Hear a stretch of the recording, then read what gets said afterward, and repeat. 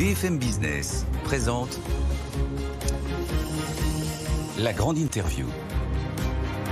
19h34, la grande interview, c'est donc Thierry Laborde, le directeur général délégué de BNP Paribas qui est avec nous ce soir. Bonsoir monsieur Laborde. Bonsoir à tous les deux. Merci beaucoup d'être avec nous ce soir sur BFM Business. BNP Paribas qui a donc présenté ce matin ses résultats trimestriels. Alors bénéfice net, on regarde les chiffres, 4,4. Plutôt positif. Oui.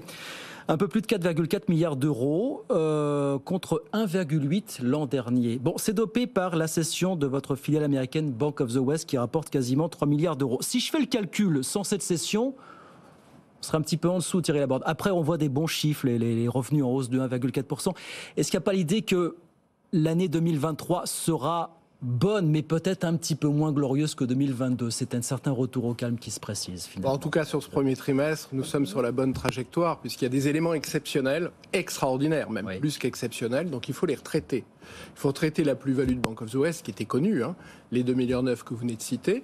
Il faut retraiter aussi quelques éléments de changement de normes comptables. Oui. Qui ont leur importance dans la vision qu'on donne à la banque, en particulier sur son métier assurance, et retraiter aussi un impact lié au changement de règles de la BCE en matière de TLTRO qui coûte ce trimestre. Donc quand on retraite tout ça, on a le groupe dans sa nouvelle configuration, sans Bank of the West. Et là, qu'est-ce qu'on voit ?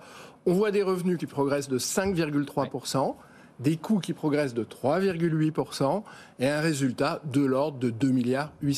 C'est ça la vraie vision sur le premier trimestre du groupe, donc vraiment bien orienté dans le cadre du plan qui est le nôtre et des objectifs que nous avions annoncés en début d'année. Mais ce qui est intéressant, quand on lit l'ensemble des communiqués de BNP Paribas, on voit bien que le mot d'ordre, c'est solidité. On voit le mot solidité un peu partout. Est-ce que vous faites l'apologie finalement du modèle bancaire universel ? Et est-ce que vous dites que la recette du succès, c'est toujours plus de diversité en termes d'activité ? Vous avez raison, le modèle, c'est la diversification. C'est la diversification des géographies, présent sur les trois grandes zones, l'Europe, l'Asie, l'Amérique du Nord, l'Amérique du Sud aussi un peu, mais l'Amérique du Nord surtout. C'est ensuite les segments de clientèle et c'est ensuite les métiers. Et cette diversification, elle est clé, par exemple, sur les sujets de liquidité, qui est un des thèmes centraux par rapport à ce qui a pu se passer en Amérique du Nord sur les banques régionales. C'est quelque chose de très localisé, qui n'est pas du tout systémique, mais on a des modèles qui n'étaient pas diversifiés, qui étaient souvent sur les mêmes segments de clients. C'est vrai des startups pour SVB, c'est vrai de la gestion de fortune pour First Republic, et c'est vrai aussi pour Signature sur l'Est des États-Unis. Donc nous, c'est l'inverse. On est vraiment très diversifié, tout segment de clientèle, tout marché, toute géographie, et sur, encore une fois, des activités très Mais alors, il y a aussi des grands géants américains qui, eux, se portent très bien, qui ne sont pas aussi diversifiés que vous ne l'êtes.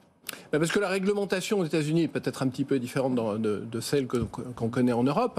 Nous avons par nature ce modèle très diversifié sur à la fois la banque, mais aussi des services en dehors de la banque. On voit par exemple ce trimestre, comme l'année dernière, que notre activité de location de véhicules, de location de flotte, et qui est clé, on en parlait à l'instant avec votre invité précédent que j'écoutais, sur tout ce qui est transition énergétique, le passage du véhicule thermique au véhicule électrique. Quand vous gérez 1 600 000 véhicules, que vous êtes propriétaire de ces véhicules, vous avez une vraie responsabilité dans cette transition énergétique. Ça, c'est un des éléments de diversification du modèle de BNP Paribas. Ce modèle, effectivement, de banque universelle, banque diversifiée, alors voilà, ça devrait être une garantie dans la période actuelle. Or, on le voit, mais c'est pas propre à BNP Paribas. Votre cours de bourse n'a pas, lui non plus, retrouvé son niveau d'avant-crise, finalement. Qu'est-ce que ça raconte, le fait qu'aujourd'hui, on a encore du mal, du côté des banques, à séduire les marchés? Alors nous, on est une banque à sous-jacent très européen. Oui. C'est vrai qu'il y a un ralentissement en Europe. On l'a vu sur les chiffres du premier trimestre, 0 un tout petit peu plus. On ne croit pas à un scénario récessif, mais quand même un ralentissement. Les investisseurs, quand il s'agit d'investir dans un établissement bancaire, ils regardent également l'environnement macroéconomique dans lequel cet établissement agit. Vous êtes valorisé 70% de l'actif net, grosso modo. 0,70. Oui, c'est ça. Ça. La valeur de l'action, si on prend 100% de la valeur tangible, c'est en gros 84 €. Quand vous regardez les notes d'analyse qui sont sorties aujourd'hui, elles nous mettent tous sur des trajectoires très, très haussières. Alors après, il faut que l'investisseur fasse le choix de venir sur des sous-jacents européens, sur du sous-jacent bancaire dans une période où il y a un peu de volatilité. En plus, aujourd'hui, il n'y avait pas de marché. En tout cas, le marché était très peu profond en activité.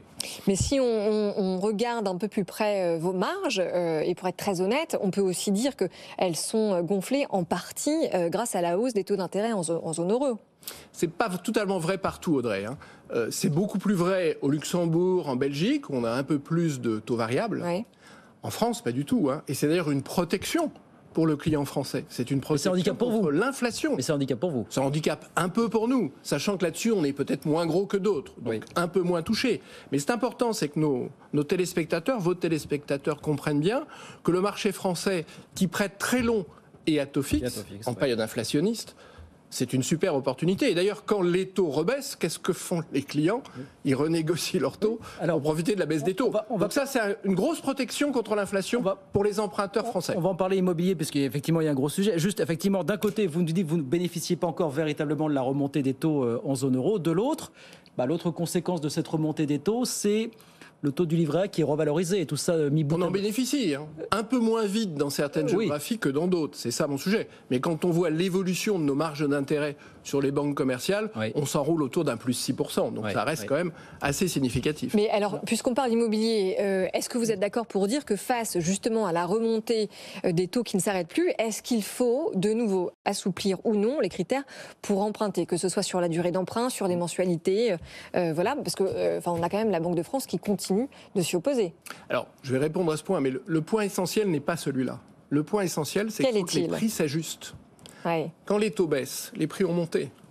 Et l'argent liquide, très disponible, facile, à des taux d'emprunt très longs, très bas, ça a fait monter les prix. Quand on est dans un cycle inverse de remontée brutale des taux, il faut que les prix de l'immobilier s'ajustent à la baisse. Il y a un début de mouvement, mais il reste marginal. Sur période longue, si les taux restaient hauts longtemps, il faudrait que les prix s'ajustent à la baisse. Ensuite, pour répondre à votre question, il peut y avoir une demande de souplesse des établissements bancaires un peu plus grande, en particulier pour financer l'investissement locatif. Aujourd'hui, c'est un petit peu contraint aujourd'hui sur l'investissement locatif. Mais ça reste à la marge. Aujourd'hui, c'est endettement plafonné à 35% et sur 25 ans en plus. 25 ans, effectivement, pour l'investissement locatif. Et avec une possibilité d'y déroger à hauteur de 20%, dont 20% sur ce qui n'est pas l'acquisition de résidence principale. Donc ça fait 4%. C'est pas beaucoup sur l'investissement locatif. On a quand même une production de crédit qui est au plus bas, c'est un plus bas historique depuis 2015, avec un encours des crédits à l'habitat qui a baissé de moitié depuis l'été dernier. C'est énorme. L'encours n'a pas baissé, c'est la production qui baisse. L'encours continue à monter sur le crédit immobilier. Alors la production des crédits immobiliers. Parce qu'il y a un effet stock qui a un peu de latence. Donc ce qui est important sur ce sujet-là, il faut aussi que les emprunteurs réajustent leur budget, puisque un taux à 3% n'est pas un taux à 0,50. Et il faut aussi que les prêteurs, et c'est d'ailleurs le souci qu'a la Banque de France, veillent à éviter des solutions de surendettement ou des situations de surendettement face à des taux qui montent. Surtout si les prix ne s'ajustent pas. Concrètement, quelle est la position des banques ? Parce qu'on entend dire et on lit que dans le contexte actuel, ce sont surtout les courtiers, alors qui sont dans leur rôle, effectivement, un petit peu en rôle de disrupteur, qui montent au créneau sur ce sujet pour obtenir un assouplissement des règles d'emprunt. Et que les banques sont un petit peu en deuxième ligne en attendant de voir comment ça se passe. Quelle est la position des banques véritablement sur ce sujet ? La position des banques est de gérer l'équilibre, de ne pas surendetter les clients. Ça, c'est très important. Et les critères du HCSF sont faits pour ça. 35% de reste en vivre. Si vous êtes, à 37, 38, 39% avec des taux plus hauts, c'est différent que des taux plus bas. Donc il faut faire attention. On a connu jusqu'à une époque pas si éloignée. Mais il faut faire attention aussi à ces sujets. Il y a une époque pas si lointaine où dans les dossiers de surendettement, qui heureusement, et c'est une bonne nouvelle, sont bas aujourd'hui, on voyait poindre, on voyait monter beaucoup de dossiers d'emprunteurs immobiliers. Donc il faut faire attention à ça. Après, je pense que le marché va prendre un peu de temps pour s'adapter, comme toujours. Moi, je vois le marché s'adapter plutôt en fin d'année 2023, plutôt qu'à la rentrée prochaine. Mais Thierry Laborde, est-ce que finalement, on n'est pas en train de passer d'une époque où les taux étaient faibles, et donc évidemment où il fallait faire une politique de volume sur les prêts immobiliers, à une période où les taux remontent, et donc par conséquent, il faut faire ce qu'on appelle du pricing power, c'est-à-dire mieux cibler à qui l'on prête pour minimiser les risques ? Sans doute, on revient dans des conditions de marché un peu plus normales que les taux de référence négatifs qu'on a connus ces dernières années. En fait, ça a régulé le marché. Oui, exactement. C'est des choses qu'on a connues avant les années 2015. Le marché, on empruntait à 3, 3,5, 4. Et vous voyez, en Belgique, aujourd'hui, on emprunte à taux fixe à 100 points de base de plus qu'en France. Il n'y a pas quand même l'idée, encore une fois, pour appuyer la question d'Audrey, les banques veulent un peu mieux cibler à qui elles prêtent. Je dirais dit comme ça, c'est pas très conventionnel de dire comme ça. Mais les banques sont vigilantes à ne pas prêter à des clients que ça mettrait en difficulté. Donc ça, il faut y être toujours attentif. La notion de surendettement, c'est des notions qui sont bien encadrées en France. Justement, puisque vous parlez de surendettement, la Banque de France nous dit quand même on a plus 6% de dossiers ouverts sur un an là, au premier trimestre de surendettement. Vous voyez que vous sentez que les choses changent un petit peu de ce point Non, de c'est vue-là, très à la marge et le 6% se réfère à une base très très basse. Si on se réfère à des années 18-19, c'est toujours très très bas au niveau de dossier de surendettement. Et ça, c'est une très bonne nouvelle parce que ça, c'est comme l'inflation. Le surendettement, absolument, quand il est parti, c'est difficile de le réguler. Donc c'est très bien d'avoir des mesures qui soient saines pour les emprunteurs. Et sur les prêts aux entreprises, est-ce que vous voyez aujourd'hui le spectre d'une remontée éventuelle en flèche des défaillances d'entreprises pour cette année ? Non. Non, on ne le voit pas sur nos clients. On le voit un peu sur le marché, sur des clients peut-être plus petits, mais ça reste bien mesuré. Et on voit peut-être un retour à des situations en matière de défaillance d'entreprise d'avant Covid, plutôt aux environs de 2019, et on n'est pas tout à fait encore revenu à ces niveaux. Mais la normalité, c'est de revenir à ces niveaux, parce qu'il faut que l'économie se régénère. On ne peut pas soutenir des entreprises qui n'ont pas de viabilité trop longtemps. Donc vous dites, on va en fait ne faire que revenir au niveau d'avant-crise, mais rien de plus significatif aujourd'hui. Et vous le disiez tout à l'heure, l'emploi tient très bien. Oui. Et la première préoccupation de beaucoup d'entreprises, de chefs d'entreprise, c'est de trouver la main-d'œuvre qui leur manque. Ça reste cela. Et ça, c'est plutôt une bonne nouvelle que l'emploi tienne bien en Europe et en particulier en France. Tout ça, ça nous dit quoi sur le visage de l'économie française pour les prochains mois, finalement, Thierry Laborde, fondamentalement? Ça nous donne beaucoup d'attentisme, un peu plus d'attentisme chez les consommateurs, parce que l'inflation est là, elle est là pour un moment. Je pense qu'elle va baisser, mais pas tout de suite. Elle est plutôt sur un plateau. On voit quelques signaux favorables sur l'inflation sous-jacente, mais c'est plutôt stable, plutôt qu'un mouvement réellement baissier. On va voir ce que la Banque centrale va décider demain sur l'augmentation de ses taux. La question, c'est 0,25 ou 0,50. On verra la décision qui sera prise. Je pense que l'objectif reste quand même de faire baisser cette inflation, et c'est bien dans la durée. Quoi que ça induise sur l'économie et sur la santé de l'économie pour vous. C'est le débat. Bien sûr, ça c'est sur la consommation, mais aussi sur la capacité des entreprises à emprunter. Et là, on voit beaucoup de chefs d'entreprise qui regardent, qui attendent peut-être un petit peu, mais qui ont toujours de très beaux projets à financer. Et on sera là pour les financer. Vous voyez, c'est la raison pour laquelle la plus-value de notre cession aux États-Unis, on ne va pas la distribuer. Oui. Tout le capital qu'on retire de cette cession, on va le redéployer pour financer nos clients, pour financer l'économie, et en particulier tous les sujets de transition. Encore une question très rapidement sur les entreprises. Est-ce qu'il y a un sujet encore avec le remboursement du PGE aujourd'hui ? Nous, on a remboursé plus de la moitié de nos encours. Voilà pour la question. Eh bien, j'allais poser la même, Guillaume. Comment est-ce que vous regardez ce qui s'est passé dernièrement aux États-Unis, évidemment, sur l'ensemble de ces banques régionales qui ont fait faillite, SVB, First Republic, et puis bien sûr le sauvetage de Crédit Suisse par UBS. Il y a eu quand même beaucoup de commentaires depuis ce matin, notamment sur le fait que vous n'y faisiez pas référence dans votre communiqué. On s'en est un peu étonnés nous-mêmes. Parce qu'il n'y a rien de systémique, ce sont des mouvements très explicables, d'ailleurs très expliqués, pour la plupart d'entre eux réglés dans des délais très rapides. On a vu ce qui s'est passé aux États-Unis encore le week-end dernier avec First Republic. On a vu en Suisse aussi un règlement rapide. Et je pense que ces opérations vont se faire dans le meilleur intérêt des uns et des autres et des clients de ces établissements. Donc ce qu'on voit, c'est des résolutions très rapides sur des sujets qui sont très localisés. Il n'y a rien de systémique. Alors, il y a quelques zones orageuses. Développez peut-être un petit peu quand vous dites rien de systémique. Pourquoi rien de systémique pour vous ? Pourquoi ? Parce que ce sont des cas bien particuliers. Je le disais tout à l'heure. On est face à des banques, en Amérique du Nord, très peu diversifiées, ciblant les mêmes clients. Si vous avez à un moment, aujourd'hui avec le digital, on peut retirer ses fonds très rapidement. Si vous avez un même mouvement sur une banque très peu diversifiée, ça crée ces mouvements de bank run tels qu'on les a connus. Et on voit bien qu'il y a toujours un acteur qui est un acteur qui consolide et qui va intervenir pour régler le sujet. Quelque part en Suisse, c'est le même sujet qui s'est passé. On avait un sujet qui était connu de longue date et qui a été réglé entre intervenants suisses. Mais est-ce que vous dites quand même qu'on est beaucoup mieux protégé, en tout cas en Europe, de ces risques-là, puisque on n'a pas en l'occurrence détricoté tout ce qui avait été mis en place en termes de régulation après la crise de 2008-2009, ce qui n'est pas le cas aux États-Unis, puisque Trump est revenu sur tous ces engagements-là. Sur ces banques régionales, il y avait une une supervision un peu plus lâche, parce que ces sujets auraient pu être vus. Ouais. En Europe, c'est très différent. Il y a deux choses qui sont différentes. D'abord, tous les acteurs européens sont diversifiés, avec des axes stratégiques qui peuvent être différents, mais on trouve cette diversification, ça c'est très important. Et deuxièmement, la supervision européenne est très stricte, et c'est bien qu'elle soit stricte, ça crée la confiance. Et on le voit bien dans les ratios qui sont les nôtres, en solvabilité ou en liquidité. Ça crée la confiance, mais vous avez vu comme nous, vous en avez même été victime, les bourrasques qu'ont essuyé le secteur bancaire en bourse ces dernières semaines. Comment est-ce que vous avez regardé tout ça, vous, finalement Nous, ce qui était important, c'est de regarder notre bilan, c'est de surveiller les comportements des clients. Les marchés n'ont pas regardé les bilans. Oui, mais aujourd'hui, Guillaume, ils regardent bien le ratio de liquidité, le ratio court à 30 jours, là, le LCR, il est quand même passé de 129% à 139% entre fin décembre 22 et le 31 mars 23. Ça veut dire quoi? C'est-à-dire que dans la période, on a eu un petit mouvement de fly to quality vers BNP Paribas de dépôt de clients. Vous dites pas quand même, en regardant ce qui s'est passé, des journées absolument atroces pour le secteur bancaire, pour bien des secteurs. Il y a dans l'esprit des marchés toujours la crainte d'une réminiscence de ce qu'on a connu pendant la crise de la zone euro, de la dette, il y a une dizaine d'années finalement. Je crois que tout ça semble encore un petit peu ancré dans les esprits. Les marchés testent les plus faibles, comme toujours, et voir s'il y a une réaction quand on teste les plus faibles. Voilà, nous, on est très solide, on est très profitable aussi. Je crois que ça a été salué par tous les gens qui nous connaissent, qui nous regardent. C'est la synthèse des notes d'analyse que j'ai pu lire aujourd'hui, qui sont sorties après l'annonce de ces résultats. Et ça, c'est très important. Cette solidité, cette profitabilité, et puis de répondre à l'engagement qu'est le nôtre. On est sur des engagements de moyen et de long terme. Nous, on cherche des investisseurs longs. Alors justement, vers quoi se tournent les investisseurs que vous financez aujourd'hui, les investissements? Les investissements, nous, c'est assez simple.